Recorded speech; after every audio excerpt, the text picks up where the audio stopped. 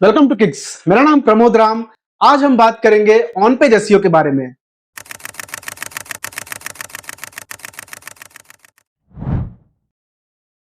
On page SEO whereas last chapter में भी हमने ऑन पेज एसईओ को स्टार्ट किया था। तो अगर आप इस वीडियो में कोई भी इंफॉर्मेशन अगर यहाँ पे नहीं मिल रहा है तो हमारा प्रीवियस वीडियो जरूर वॉच कीजिएगा, जिसमें हमने कवर किया है अबाउट द फोल्ड के बारे में। अबाउट द फोल्ड में आपको क्या क्या रखना चाहिए, जैसे कि H1 टैग हो गया, पेज समरी हो गया और CTA हो गया। तो आज हम बात करेंगे बिलो द फोल्ड के बारे में। अब बिलो द फोल्ड क्या होता है? बिलो द फोल्ड मीन्स जो आपके पेज पे जैसे ही कोई यूजर फर्स्ट इंस्टेंस जो देखता है वो होता है अबाउट द फोल्ड, जैसे ही नीचे आता है वो होता है आपका बिलो द फोल्ड। तो बिलो द फोल्ड में आपको क्या क्या दिखता है? पेज हेडिंग दिखता है, पेज के हेडिंग होते हैं, सब हेडिंग होते हैं।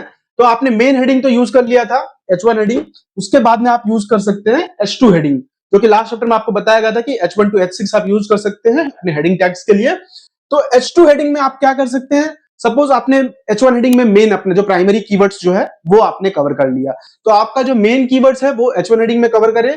उसके बाद में जो आपके सेकेंडरी कीवर्ड्स होते हैं वो आप H2 हेडिंग में कवर कर सकते हैं। तो H2 हेडिंग में आप अपने सेकेंडरी कीवर्ड्स को यूज कीजिए और अपने पेज को अब कीवर्ड्स के हिसाब से रेलेवेंट बनाएं। अदरवाइज क्या होगा कि आप कोई प्रोडक्ट टारगेट कर रहे हैं, कोई सर्विस टारगेट कर रहे हैं, अगर आप उसे प्रॉपरली अपने पेज पे कवर ही नहीं कर रहे हैं तो आप किस तरह से रैंक कर पाएंगे? तो उन्हें ध्यान रखें कि आप H2 to H3 H4 दूसरे जो हेडिंग्स है उनमें आप प्रॉपरली यूज करें।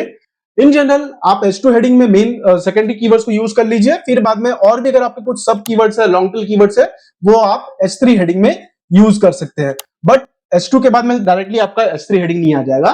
तो इसमें जो आपका पेज कंटेंट होगा, तो पेज कंटेंट आपने यहां पे लिख लिया, जो कि आपका may be around 1 to 2 paragraph या 3 पैराग्राफ, जितना आपका इंफॉर्मेशन आप जितने में कवर कर पाए उतने में आप अपना पेज का पूरा इंफॉर्मेशन वहां पे ऐड कर दीजिए, प्रोडक्ट का पूरा इंफॉर्मेशन ऐड कर दीजिए।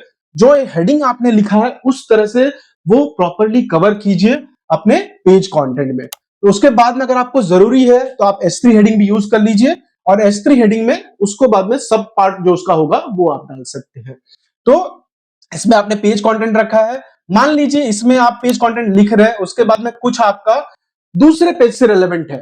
तो सपोज ये जो हो गया इंटरनली आपका दूसरा कोई एक टेक्स्ट है जो कि आपको लगता है कि यूजर को यहां पे कुछ और इंफॉर्मेशन देना चाहिए, बट आप सब कुछ तो एक पेज पे कवर नहीं कर सकते हैं।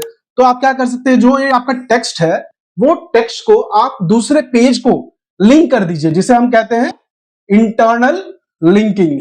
तो अपने पेजेस को एक प्रॉपर स्ट्रक्चर दीजिए, ताकि अगर यूजर को कोई अगर डाउट है, कोई ऐसा वर्ड आ रहा है जिनके बारे में उन्हें और भी जानकारी मिलना चाहिए या फिर उन्हें और जानना चाहिए, तो उसे आप इंटरनली लिंक कर सकते हैं। तो इंटरनल लिंकिंग भी हम अपने पेज ऑप्टिमेशन में कवर कर लेते हैं ऑन पेज एसईओ में। इंटरनल लिंकिंग करते हुए आपको यह भी ध्यान रखना है कि आप कीवर्ड रिच ज्यादा यूज ना करें, प्रॉपर इंफॉर्मेशन रखें। अगर यूजर को जरूरत है वहां पे कुछ और जानने के लिए, तो वहां पे उसे आप इंटरनल लिंक के थ्रू दे सकते हैं। बट अगर आपके पास कुछ इंफॉर्मेशन सपोज नहीं है, कुछ आपके पास इंफॉर्मेशन नहीं है और आप चाहते हैं कि यहां पे भी यूजर को कुछ डाउट हो सकता है, तो आप उसके लिए क्या कर सकते हैं? आप उसके लिए एक्सटर्नल लिंक भी दे सकते हैं। एक्सटर्नल लिंक भी दे सकते हैं। अब एक्सटर्नल लिंक जब आप दे रहे हैं तो ये आपका कंप्लीट डिसीजन है कि आप उसे डू फॉलो रखना है या नो फॉलो रखना है। अभी डू फॉलो नो फॉलो क्या होता है? Do follow means in general कोई भी अगर आप एक्सटर्नल लिंक दे रहे हैं तो बाय डिफॉल्ट वो डू फॉलो होगा, या तो आप एट्रीब्यूट ऐड करके एंकर टेक्स्ट के एट्रीब्यूट में डू फॉलो डाल सकते हैं। डू फॉलो मींस आप उस वेबसाइट को लिंक जूस पास कर रहे हैं।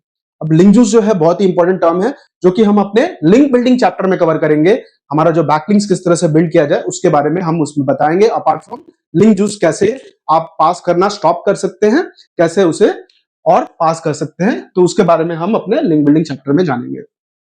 तो एक्सटर्नल लिंक आप दे रहे हैं, उसके बाद में अगर आपने डू फॉलो दिया है कोई बात नहीं है, नो फॉलो दिया है तो भी फिर कोई बात नहीं है, बिकॉज नो फॉलो अगर आप दे रहे हैं तो आप लिंक जूस नहीं पास करेंगे। नो फॉलो आप दे सकते हैं, मे बी सपोज आपका कोई फेसबुक का खुद का पेज है, तो आप अपने ही फेसबुक पेज को डू फॉलो लिंक देकर कोई फायदा नहीं है, उसे आप नो फॉलो चाहिए तो दे सकते हैं। ठीक है, तो आपको एक्सटर्नल लिंक का एग्जांपल आ गया। और फिर पेज कंटेंट में आप क्या क्या एलिमेंट्स यूज करते हैं?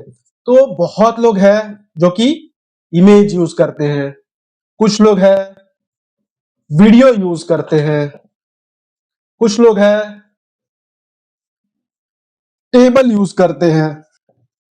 तो अपने पेज पे जितना आप इंफॉर्मेशन रखेंगे, जितना आप यूजर रिलेवेंट, कीवर्ड रिच और प्लस कीवर्ड के हिसाब से जो आप यूजर को जो भी नेसेसिटी है वो सब अगर आप कवर कर रहे हैं इन एलिमेंट्स को यूज करते हुए, इमेजेस को, वीडियोस को, टेबल को, तो आपका पेज जो है एंगेजिंग होता है, यूजर को टेबल से बहुत एंगेजिंग करता है।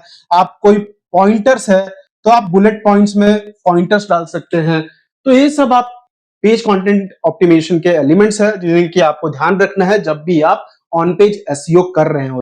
Thank you. आपको वीडियो हो सकता है अच्छा लगा हो तो वीडियो को लाइक कर दीजिएगा, शेयर कर दीजिएगा इस नॉलेज को स्प्रेड करने के लिए, और कमेंट में आपका फीडबैक या तो कोई भी वीडियो में कुछ क्वेश्चन हो वो डाल दीजिएगा।